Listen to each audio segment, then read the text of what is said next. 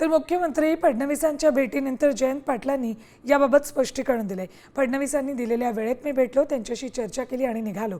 यावेळी पटेल किंवा तटकरेंची भेट झाली नाही अशी स्पष्टोक्ती जयंत पाटलांनी दिली।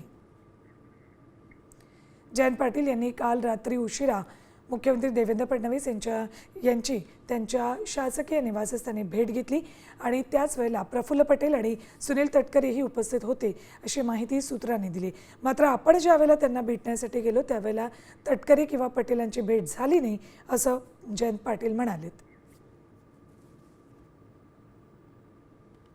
त्यांची वेळ मागितलेली होती, परवा त्यांना वेळ मिळाली नाही, काल त्यांनी वेळ दिली।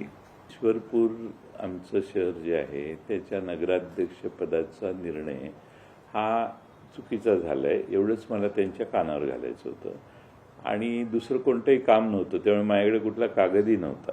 मी त्यांच्याकडे काही निवेदन दिलं वगैरे अशी काही भानगड नाही। मी जाऊन त्यांच्याशी बोललो, ते बऱ्याच वेळाने बाहेर आले, कारण त्यांनी बाहेर आले मला सांगितलं सॉरी माझं जरा मीटिंग चालू आहे पण काय आहे सांगा। मग मी त्यांना सांगितलं, सांगून भेट झाल्यावर मी निघून आलो।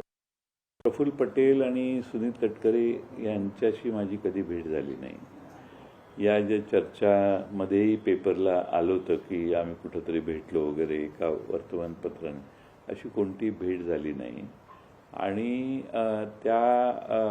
याच्यात कोणताही म्हणजे विलिनीकरण वगैरे ह्याची चर्चा होण्याचा प्रश्नच उद्भवत नाही।